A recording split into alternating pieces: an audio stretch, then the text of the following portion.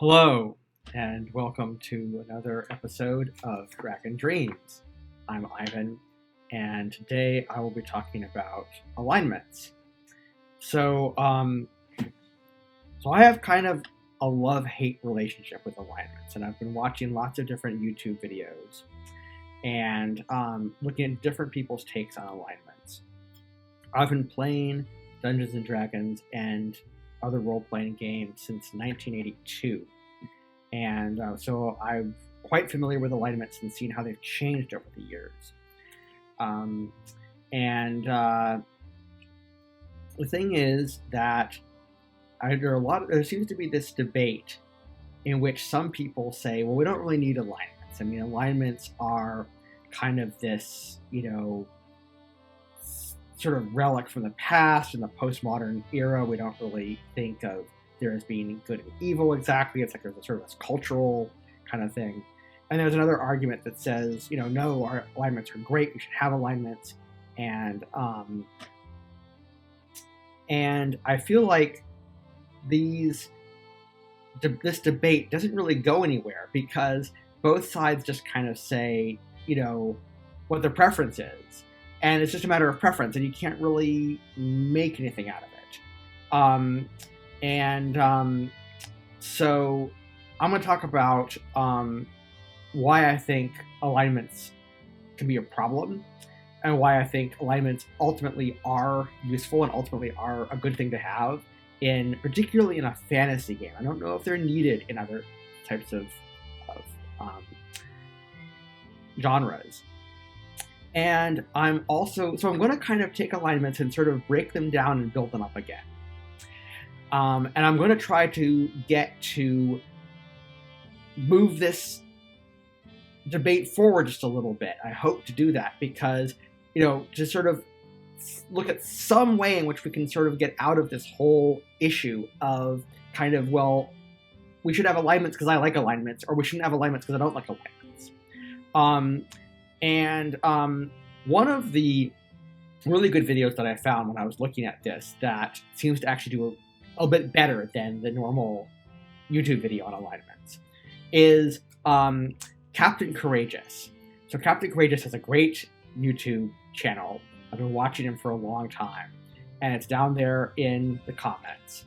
And what Captain Courageous tries to do in his video is to point out that, look, this is a game. It doesn't really matter how our ethics work in the modern or postmodern real world.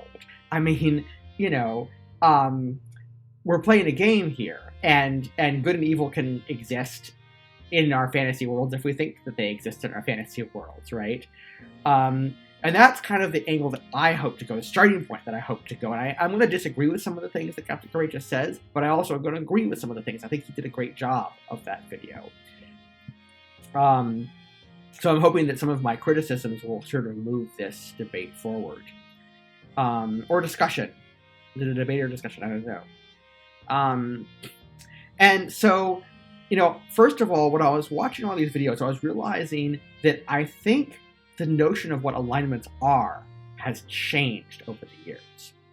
Back in the days of first edition and even in second edition, I think that the concept, and this is what Captain Courageous gets to, is that alignments are actual cosmic forces. There's in a line. What are you aligned with when you say an alignment?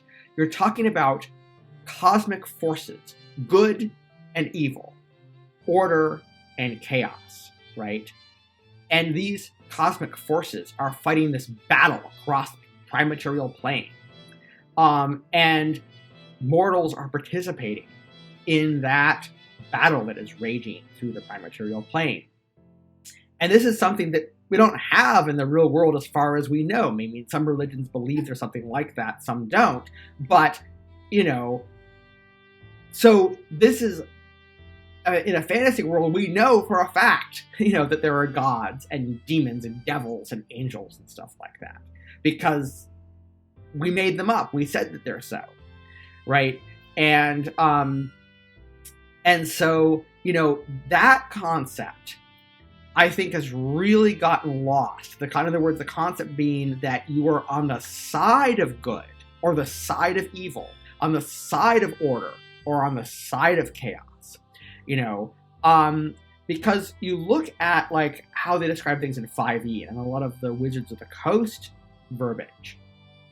They talk about alignments as ethical systems or value systems. And that I don't think is what they were. I think that because you don't have to have, you can have an ethical system that does not have to do with aligning yourself with the forces of good and evil or the forces of order and chaos, right? Such an ethical system could just be your own personal philosophy. And so alignments aren't meant to just be kind of what's your character like morally and ethically speaking, socially speaking. But, because if that's the case, then of course we don't need alignments. All we need is character personality and personal philosophy.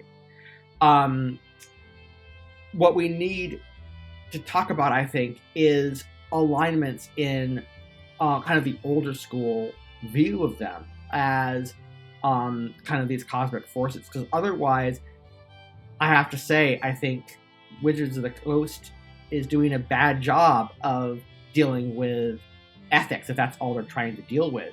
Because ethics are so much more complicated than that. I mean, if you just have to study philosophy, you'll find that out. I mean, if you want to look at ethical systems and codes and things like that in your games, play GURPS or something like that, or play, Hero System. I mean, there are some games out there that do this really, really well. And what's great about it is you get more points for your character because your character follows the code of chivalry or the code of thieves or the code of pirates or something like that. That's not alignments. That's a code, right?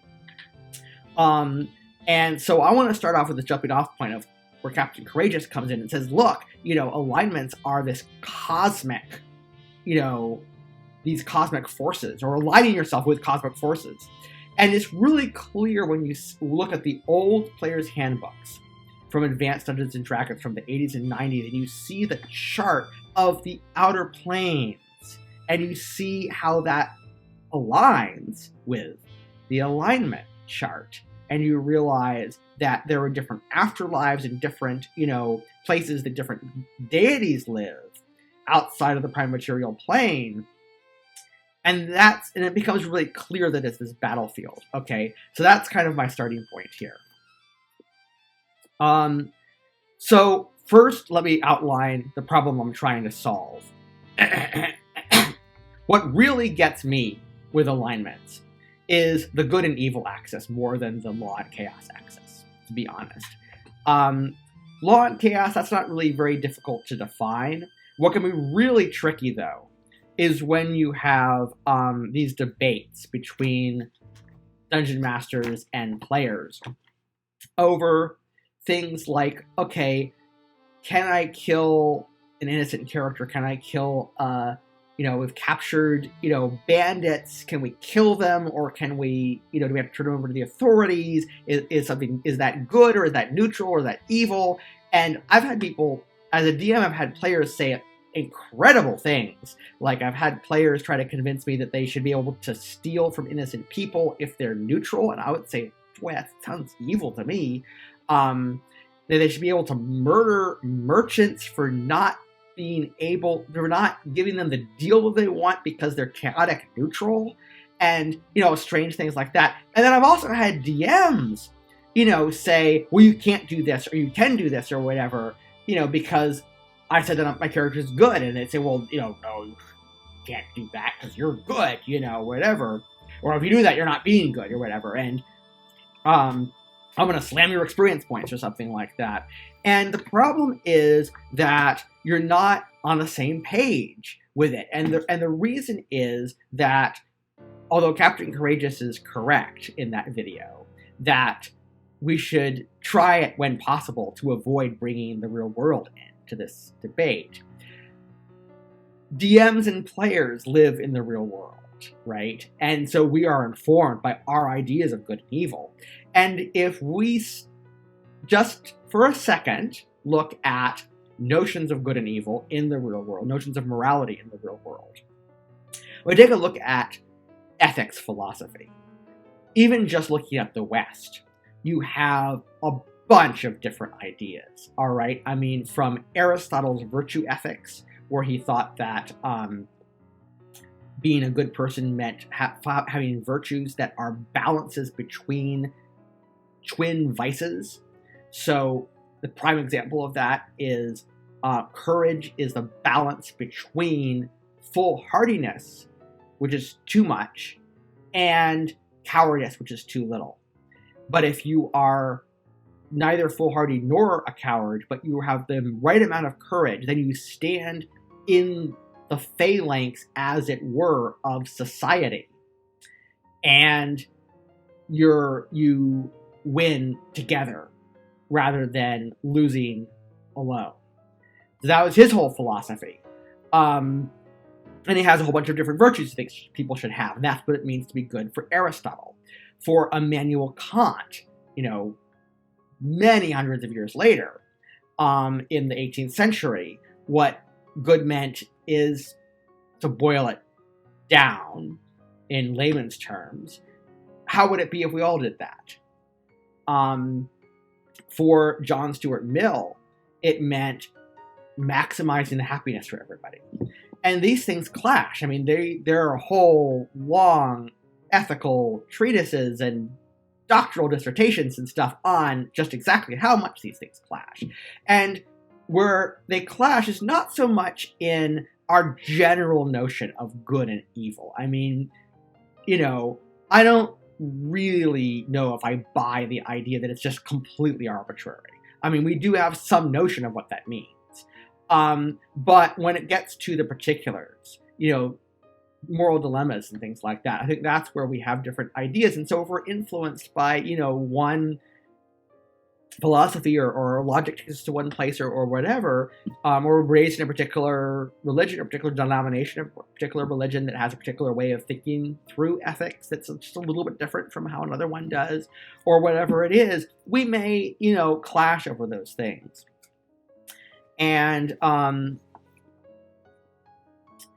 so, I think the question is, for me, is how do we make alignments work in such a way that we don't have those clashes, that we don't, like, for example, that a player doesn't come in with an expectation of, okay, this is what it means to be this alignment, and then, the DM, slams them or whatever and says, well, you're just wrong.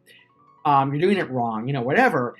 Or as a DM, you have certain ideas, like this, particularly when in some versions of the game, certain character classes have alignment requirements. I'm not up on the details of 5e right now, but I know for a fact that in 1e and 2e, paladins, for example, were required to be lawful good. Druids were required to be true neutral. Okay? And if you're a paladin and you're not lawful good, you have problems. If you're a cleric and you do not follow the alignment of your deity, or you stray too far out of that alignment of your deity, then your deity might really severely start abridging your powers. You might just not get your cleric spells, not be able to turn undead or something like that because you didn't do the right things. And the problem is that you can have a player who thinks they're being good and the DM, thinks they're not, right? Or whatever. So that's one thing that I want to kind of see if we can solve. But then you might say, okay, well, why do we even need alignments? I mean, it just seems stupid. There's so much of a problem. It's a problem. Why not just eliminate it by just getting rid of it? Well, I'm going to get to that. But first, let me tell you a little bit about what I hope to do in this video and what I'm not going to do in this video. What I am going to do in this video, as I said, is break alignments down and build them up again. By which I mean kind of dissecting and going into a deep dive of the alignment system and where some of the problems are and teasing things out, and then seeing if we can't put it back together in a meaningful way that's helpful in the game. What this video is not. I'm not going to try to bring in real-world ethics, as I've said, unless I have to. I am definitely not going to take up the mantle of this whole sort of postmodern concept of ethical relativism, that different cultures have different ethical ideas. It's not that I agree or disagree with that. It's that that is a big, major philosophical undertaking that really doesn't belong in role-playing games. I mean, that belongs in a philosophy class or whatever. That's if you're a philosopher or a philosophy, aficionado or something like that. If you're a religious leader or clergy person or something like that, then by all means, do videos on morality and ethics. But, I'm not going to weigh in on that in this video. But what I'm definitely, I'm also definitely not going to weigh in on whether or not the whole concept of good and evil is Judeo-Christian. I am not convinced. I think there are a number of religions that have good and evil in them, okay? Zoroastrianism is not Judeo-Christian. It has good and evil in it. Hinduism, as I understand it, and I hope Hindus will correct me if I'm wrong, but as I understand, there's good and evil in Hinduism. Okay, and so there's a lot of religions that have a concept of good and evil in them. So, I'm not necessarily sold. And if something is Judeo-Christian, what's wrong with that? I mean, I don't know if people have really made their case. It seems like there's some sort of weird kind of thing where people they bring in kind of this baggage from the outside world into the game, and they want to sort of fight these philosophical battles that are going on in the real world in our hobby. And I don't think it's appropriate. If you want to fight those battles, fight them, outside of a hobby. Okay, so here's why I think alignment is important, and why I don't think it's just enough to just say either just get rid of it entirely, just doesn't matter, doesn't come up in the game, or to say, that you could just have like codes of honor or something like that. You could. Those are certainly possible. But I'm going to give you some real examples of fantastical stories, that is myths and fantasy fiction, that have alignments in them. They're not called alignments, but they have them in it.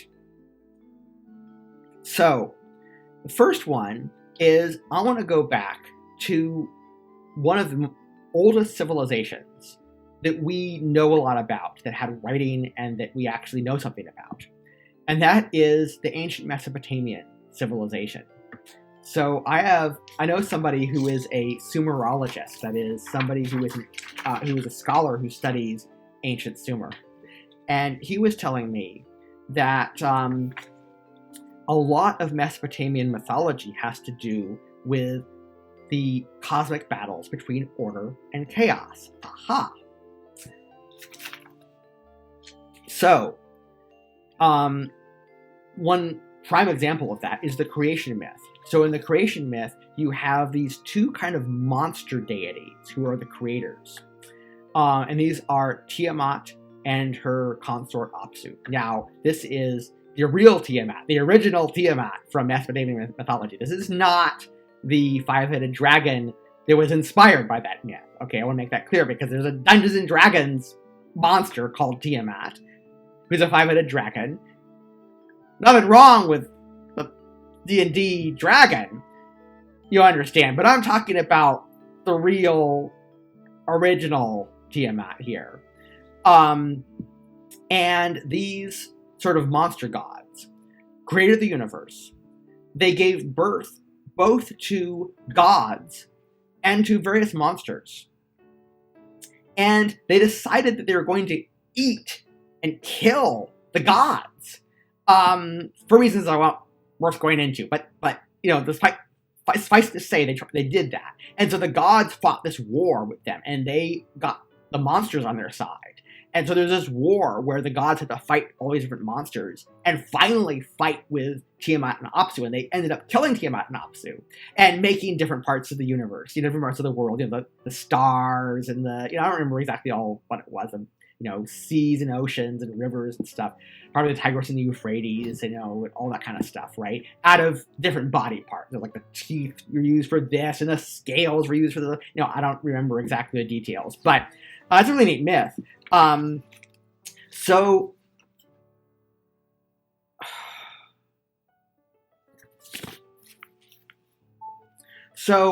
Excuse me, sorry, I had a little glitch there. Another example is the oldest, I believe, the oldest poet that we have the poetry of in the world, if I'm not mistaken, is Enheduanna, who is a Sumerian woman who wrote poetry in honor of the goddess Inanna, who is her goddess. And one of the poems, which is just really neat, is about how Inanna says that the mountain Ebby would not bow to her, and she smites the mountain because it won't bow to her. Now, if you think that sounds kind of weird and sort of childish, there's a subtext. And the subtext is that there were bandits living in Mount Ebby. So this is a myth about the city-state. I believe it was Akkad. I could be wrong. But anyway, it's a city-state, right? And these bandits, okay? And Inanna is sort of Inanna is the goddess of the city-state.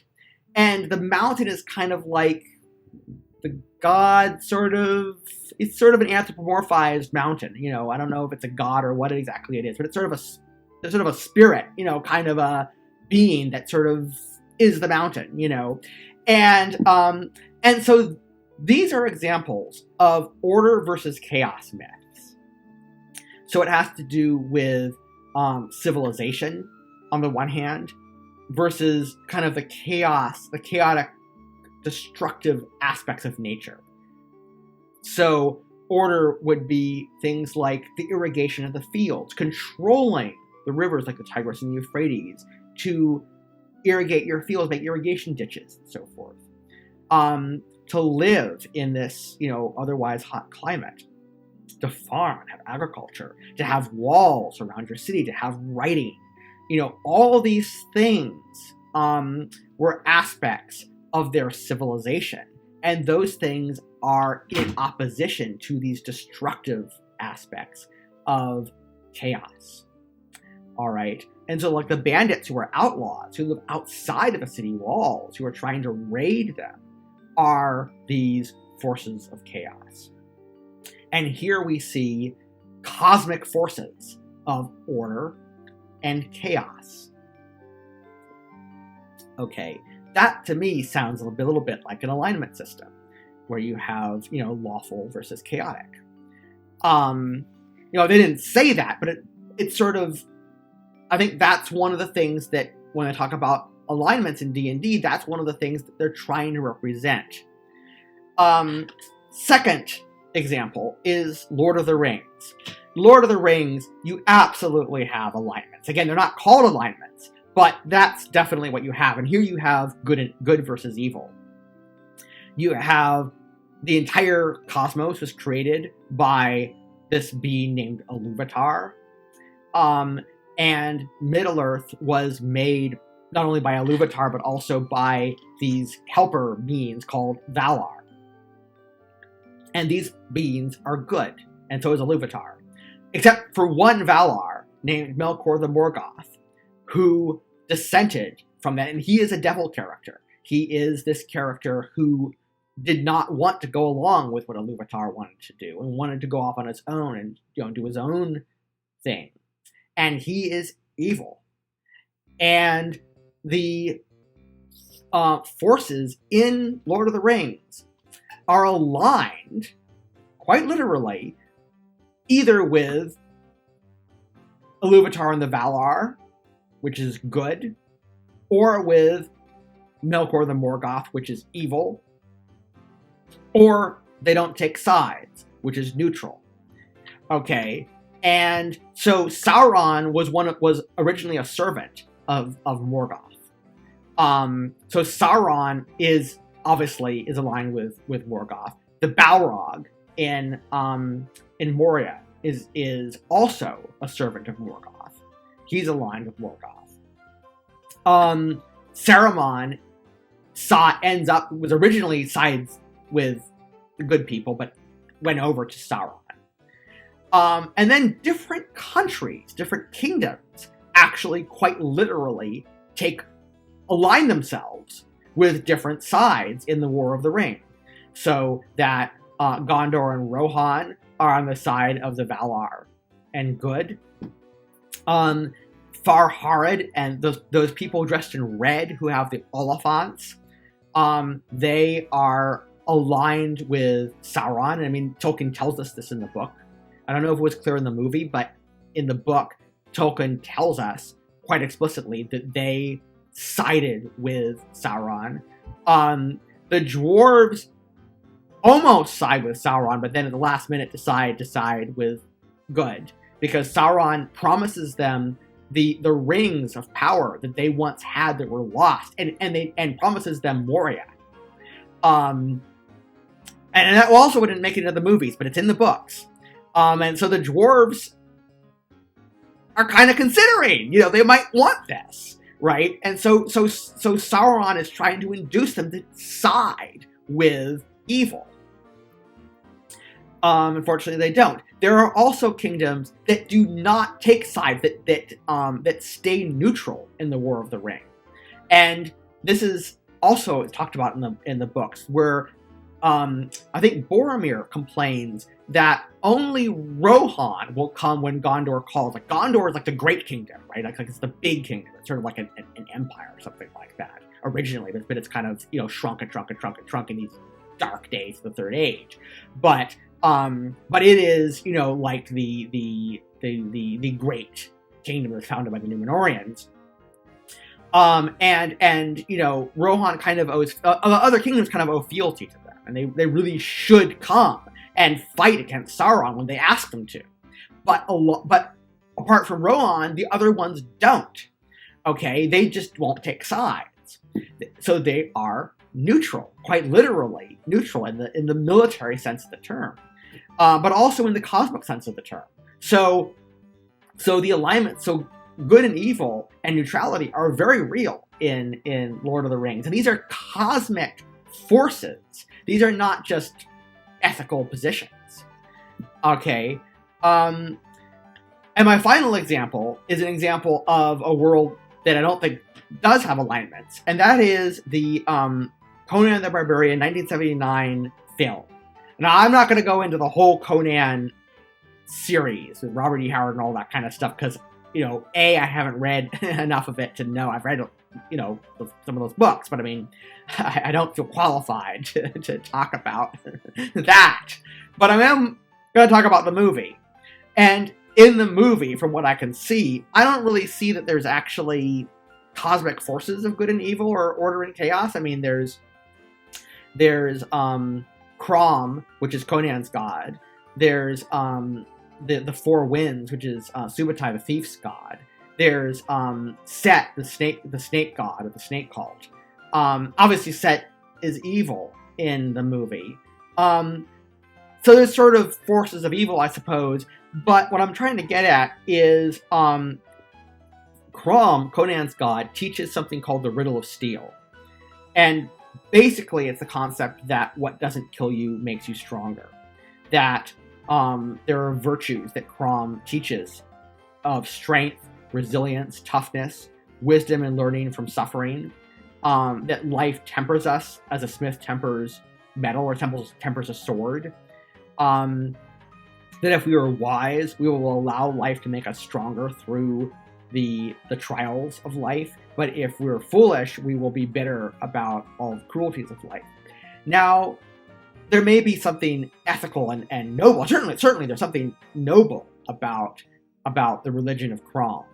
But I don't think it's exactly good. I mean, in quite the same way. And it's quite the same way of having, like, the side of good in the same sense that Iluvatar and the Valar and so forth are good. I mean, Conan's the good guy, but is he on the side of good, cosmically speaking? I'm not really so sure of that. I mean, he has this sort of virtue religion that teaches him, a certain wisdom teaching, which is admirable, but it's not exactly good. I mean, you could do anything with that. You could be a bad person. You could be sort of in between.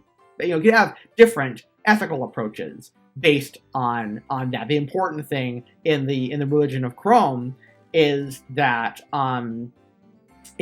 you allow life to temper you, and you learn from life's trials, and more than really being exactly good or evil or on the side of order and chaos. So I'm going to argue. I don't know if people agree, but I'm going to get a lot of blowback from this.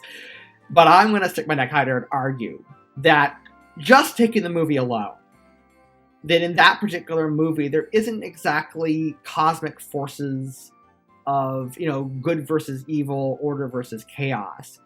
There's certainly evil. But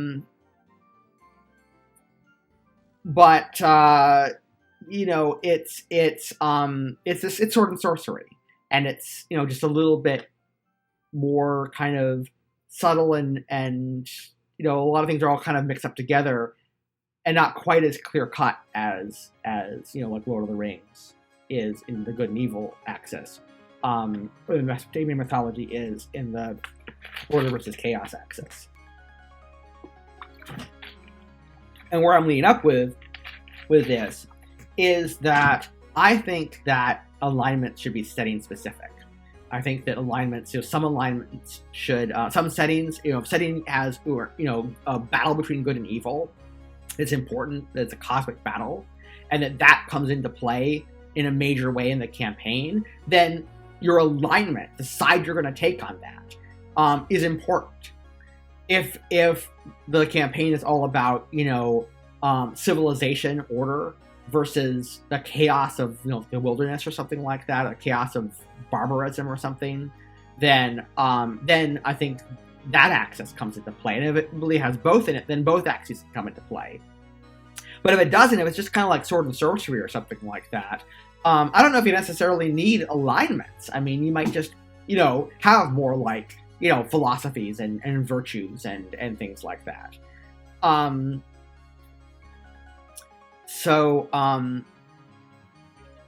So that's where I think alignment is useful, and this is why I would like to be able to have alignments without it, getting into these nasty arguments between DMs and players. Because I think that it's really useful. I mean, if the whole campaign is about like the invasion of the Dark Lord somebody or other, right? Then everybody has to take sides. Like, are you on the side of the Dark Lord? Are you against the Dark Lord? Are you going to fight against them at all costs? Or are you just impartial? You're neutral on that. You're kind of want to do your own thing. Those things become important. And so alignments are a tool in the setting to kind of propel a lot of the action of the campaign, and also to help player characters and their players kind of make determinations about where they're going to stand on this. Okay, so now I've told you the problems I have with alignments and why I think alignments can be important. Now that I've done that, I told you I'm going to break it down and build it up again. So now I'm going to break it down. All right. So first of all, I'm going to start out with a definition of alignments that's not a D&D or role-playing game definition. I looked this up in the dictionary, and alignments have to do with, as used in plain English. If we're not talking about, auto mechanics, which is a whole different thing, right? The way we use alignments in plain English is either political or military. So examples of political are Democratic or Republican in U.S. politics, right? Are you aligned with the Democrats or are you aligned with the Republican? That's not a moral alignment. This is not a cosmic alignment. It's just a political alignment. It's just which party are you with? And you might not be aligned with either. You might be independent. You might think for yourself, right? which would be a form of neutrality. And you could be another party. There are other parties that you could be aligned with, certainly. Example of military alignments. In World War II, the alignments were Axis and Allies. Again, not cosmic alignments or moral alignments necessarily, though of course morals played a big role in World War II. When today, I don't think anybody thinks the Nazis were good, and I think most people think, the Allies were, well, may not have always done the right thing, but certainly fought a war that needed to be fought against the Nazis. But there's not. I mean, I'm not going to weigh in on religious ideas or whatever about who's on what side cosmically speaking, who's on the side of God or anything like that. But these are certainly military alignments. Okay, or in the Cold War we had West Bloc and East Bloc, which were kind of alignments along military lines in the Cold War, but also kind of economic lines, capitalist versus communist. So that's how alignment is used in plain English. So when I look at the term alignments in Dungeons and Dragons and other role-playing games that use it, my starting point and understanding what's meant by that is I have to start by how the word is used in plain English, because otherwise it has no meaning. It's just a label. Which is one reason why I think Wizards of the Coast got it wrong, because they didn't think deeply about why are they saying alignments? Why aren't they just saying ethics or morals? Or philosophy or something. So I do think that what Gary Gygax and friends meant when they said alignments was cosmic alignments with, with good and evil and order and chaos. All right.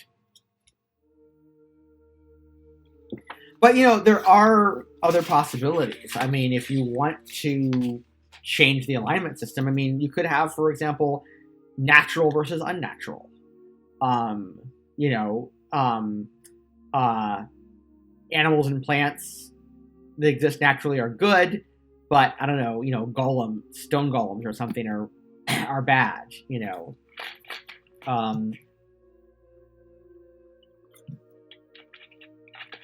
I'm just spitballing here, just came up with a random idea out of my head.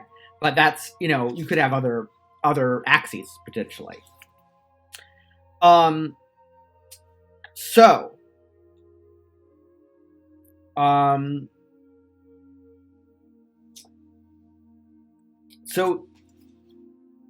the first real problem that I want to bring up with alignments, as I break it down, is semantics. So next I want to go into the semantics of how the terms are used. And I think one of the problems is that, to be perfectly honest, Gary and some of the early writers of the game were kind of loosey-goosey in how they use their words. And in fact, some people have criticized the Gary Gygax books as rule books as being written in high Gygaxian. And I know what I mean. I mean, there's overuse of the word milieu.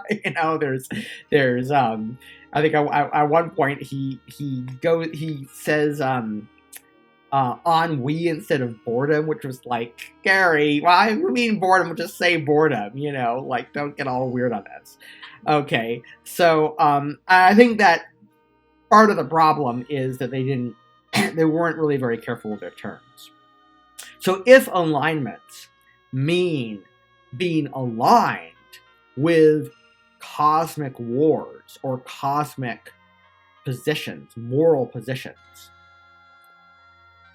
then in the alignment system, so-called 9 alignment system, I only see 4 actual alignments there. There's good, there's, try this again, not off screen. There's good, there's evil, there's order, and there's chaos. Okay, that's 4. That, in other words, those are the positions, the cosmic positions you can be aligned with. And so that means that the alignment chart is really talking about, I don't know what, combinations or something like that. Combinations of alignments. So my first quibble with semantics is terms like lawful good and chaotic evil are not one alignment, they're two alignments. It's lawful, aligned with law, and aligned with good, right? Chaotic evil is aligned with chaos and aligned with evil, right? Hey, I had a glitch there, but I'm back. Okay, so what I was saying is that, lawful good is two alignments, not one. It's aligned with law and aligned with good. Chaotic evil is also two alignments. It's alignment with chaos and alignment with evil. Okay. My second quibble with the semantics of alignments as it's used is neutrality is not an alignment. It's a non-alignment. Okay, if we're talking about World War II, just getting back to plain English, if we're talking about the alignments of World War II, which again are not, D&D alignments, they're just using alignment in normal, ordinary speech, right? The alignments are Axis and Allies. Switzerland was neither. It was neutral. When we say that Switzerland was neutral, we mean that it was unaligned, right? During the Cold War, there was something called the League of Unaligned Nations, which were neutral in the Cold War between West Bloc and East Bloc. So neutrality means unaligned. So true neutral is not an alignment, it's a non-alignment.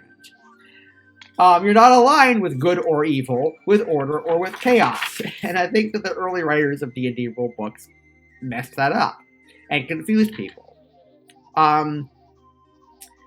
Okay. And then that leads me to terms like neutral good and lawful neutral. All the neutrals, basically. And I think that those are kind of superfluous. Lawful good, chaotic good, lawful neutral, and chaotic neutral. I think you can drop the neutrals because those not an alignment. If you're neutral good, you're aligned with good, but you're not aligned with order or with chaos. You're just aligned with good. So I don't think you need to say, you're aligned with good. I don't think you need to say that you're neutral and good. I think you just say you're good.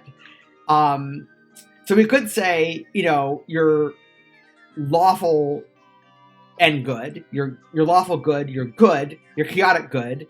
You're lawful. You're neutral. You're chaotic. You're lawful evil. You're evil or chaotic evil. I think that's some ways easier than having all these little neutrals in there.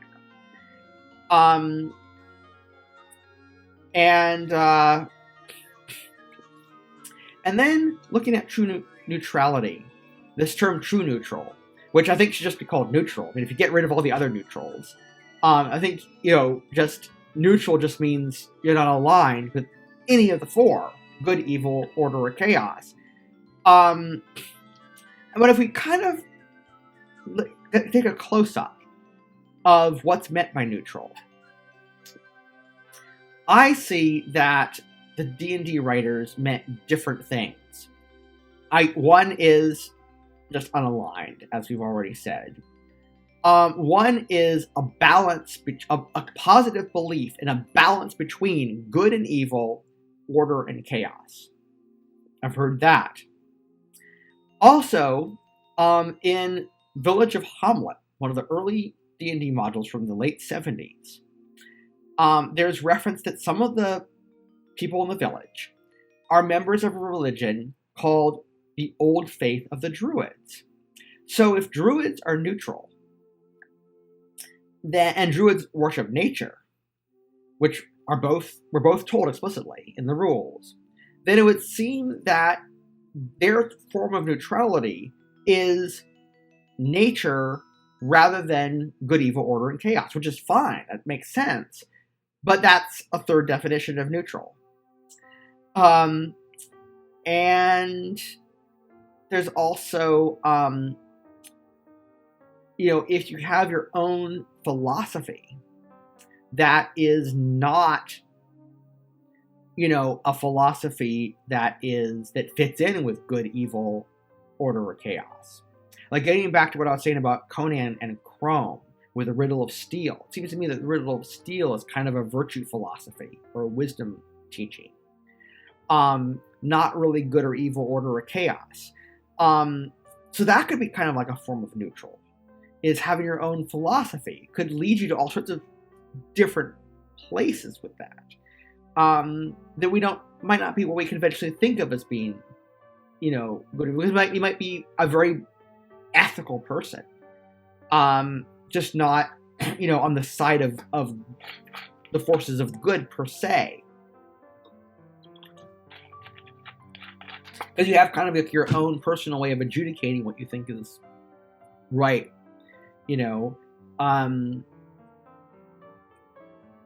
And also, here's a really big problem that I've had, which is, and this fits in with neutral for reasons that I'll explain. The more I think about it, the more I think that I'm not sold on evil PCs. Because if there is a battle between good and evil, like it's, the Dark Lord so-and-so is trying to take over the world, and they're evil, and, the good gods or good angels or whatever are trying to, promote humans and elves and dwarves and halflings and gnomes and et cetera, the free peoples of the world to rise up and stand against this evil. Well, if you're actually evil, if you're really, literally, you're evil, then, like, why are you in the party? I mean, why aren't you, on this, like, going off of the orcs and the hobgoblins and the dark elves and stuff? In other words, going over to the Dark Lord and, fighting for them. I think that when players say they want to play an evil character, what they really mean is more like a selfish character. And that's cool. I mean, I think that's a lot of fun. To play the character that's kind of like, yeah, you don't want to know, how I got into that house, but the door was unlocked, and yeah, you don't want to know what happened to that kind of shady baron who was kind of scheming against the city or the kingdom or whatever. I kind of ended up with his throat cut, and and coincidentally, I didn't have anything to do with all the gold that was missing from his, from the vault in his basement.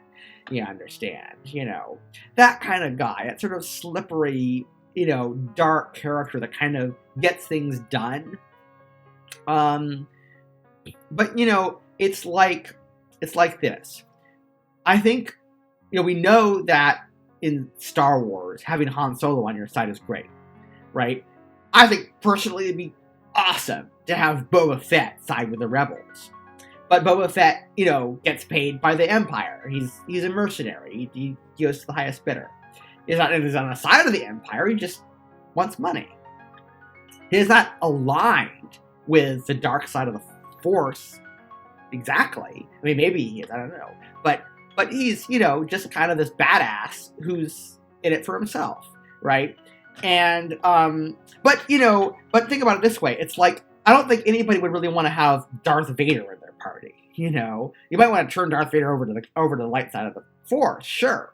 But you don't want him in your party because, he's going to, like, choke all of you with the Force, or kill all of you with his lightsaber or something like that. I mean, it'd be stupid.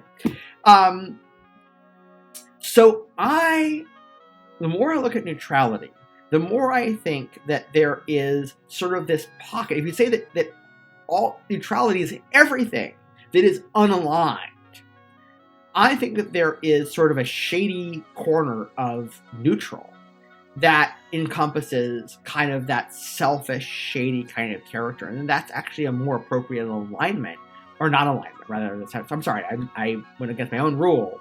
I'm so schooled to think that this is an alignment, even when I made my own rule and said it's not an alignment. That, you know, neutrality is, you know, is really where that belongs, in my opinion. And let's also look, and I'm going to pause for just one moment here.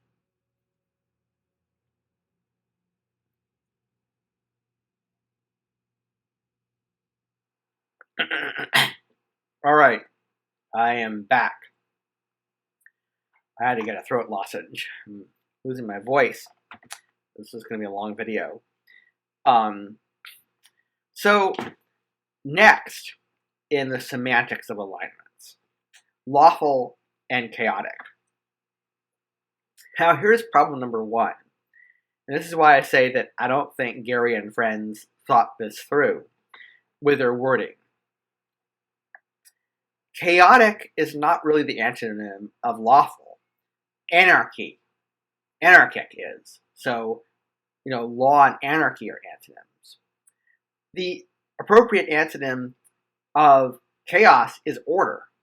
So that begs the question, did Gary and friends mean order versus chaos?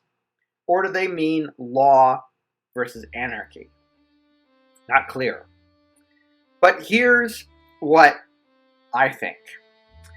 I think that law versus anarchy is not really a very helpful thing in an alignment system. It could be an ethos, but not in an alignment system. And here's why. Law and anarchy are not absolutes, because it depends what sort of law you have. I mean, let's take, for example, if you're in King Arthur's court, and let's just say for the sake of argument that King Arthur is good. I mean, he's on the side of God, the knights are going forth to get, you know, the Holy Grail. Pretty clearly, the idea is that the Knights of the Round Table are on the side of good. They're not always good. I mean, Sir Lancelot commits adultery, right? They do bad things. They sin all the time. That's really what the epic is about. But they're trying to be on the side of good, right? And the dragons and monsters and everything are typically on the side of evil. I mean, they're from hell or something like that. Is sort of the idea. So, if you go along with Arthur's laws, then, you know, then that means something. If you're against his laws, that means something. But now, let's say we switch to the Robin Hood stories. And now suddenly you have, you know, Prince John, who's the usurper. You have the Sheriff of Nottingham. And these are the bad guys, but they're also the law. And then you have Robin Hood and his merry men and married Marian out in Sherwood Forest, and they're outlaws, but they're opposed to the law. Now, it's very tempting to say that Robin Hood and his merry men and Marian are chaotic good. I've heard the argument before. But I'm not so sure, because they're technically on the side of Richard the Lionheart, who is the rightful king, right? Doesn't that make them lawful? So you see, the problem is that in one context, being on the side of law could be one thing, and in another context could be another. I mean, or in Star Wars, are you on the side of the Empire or the Old Republic? I mean, both of those are law things, but they're very different, right? So like, law isn't one thing. And I don't think that anybody really believes that just any law, no matter what it is just the thing to be. It's just like, yeah, I'm all about law. I don't care what it is. I don't care how diabolical it is. I don't care if they, like, kill my mother or, torture my brother or something like that. I'm always for it, no matter what. I mean, that's ridiculous. Nobody thinks that way. And ditto with anarchy. I mean, I don't think anybody is really. I mean, I guess. Well, I know there are people call themselves anarchists, but I don't think anybody is sort of like, well, I just never believe in any, laws at all. I mean, maybe some people do, but I mean, it's kind of a ridiculous thing to say, I'm just always opposed to any form of law, whatever, no matter how good it is or bad it is or whatever. It's like usually people who are opposed to the law are opposed to it because it's tyrannical, not because it's the law, right? When they're in favor of it, they're because it's just, not because it's the law. So, regardless of what Gary and friends meant, whether they meant law versus anarchy or order versus chaos, the only one in an actual factual alignment system, as in cosmic forces that are fighting it out, is order and chaos. I mean, that's the only thing I can find precedent in fantasy fiction. And again, remember, I'm not talking about philosophies here. I'm talking about actual factual, divine or demonic beings in the cosmos who take up a particular side. Order versus chaos makes a lot of sense. Are you in favor of civilization, or are you on the side of the outlaws and the barbarians, and the monsters and the destructive forces of nature?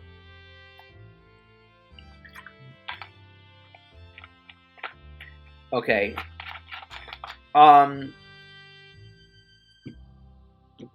Okay, so that does it with semantics.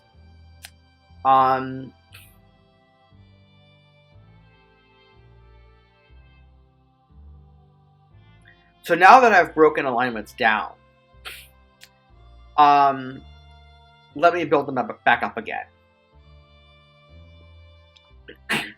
Why are alignments useful? Well, as I've already explained, they're not always useful. I mean, if you're doing sword and sorcery, they might not be useful. If you're doing like the Conan world, I don't necessarily think you need to have them. But if the campaign is fundamentally about good versus evil, it's useful to have them. If it's fundamentally about order versus chaos, it's useful to have them. If it's fundamentally about both, then it's useful to have both, right? And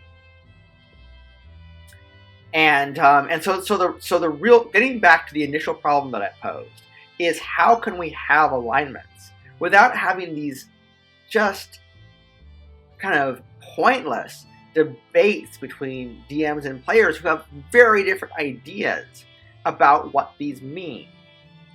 So I'm going to offer several solutions.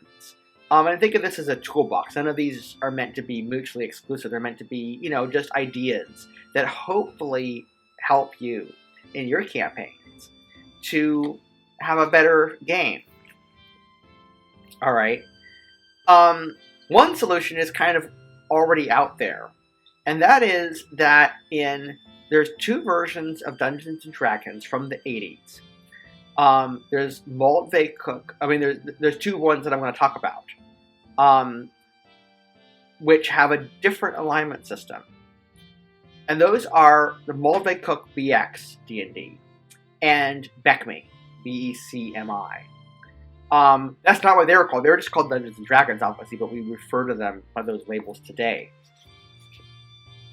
So they had a 3 alignment system, which is very interesting. And unlearn what you have learned, because what I'm about to say, you'll think you know what it means, but you won't at first. The 3 alignments are lawful, neutral, and chaotic. Now, they define lawful as believing in law, order, and justice, typically good, but not necessarily. It might just mean believing in order and law, order, and justice. Chaotic is being opposed to law, order, and justice. It is typically evil, but not necessarily. It may just be a belief in freedom from law, order, and justice. And then neutrality is in between. Now, I think that's one thing I like about that is I have never had debates about what those mean because they're so clearly defined. Rather than just this kind of loosey-goosey good and evil, which we have so much trouble defining. We kind of have a sense of what they mean, but we have different details about what they mean.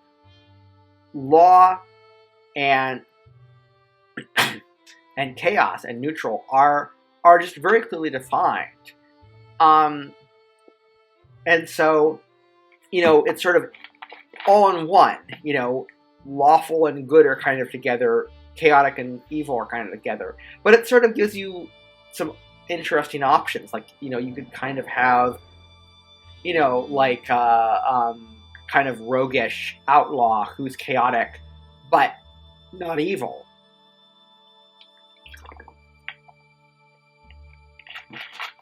You could have a king who keeps the laws and has a justice system and so forth, but is not exactly good per se. So that's one solution, is just to go back to that and just, forget the 9 alignment system, go with a 3 alignment system.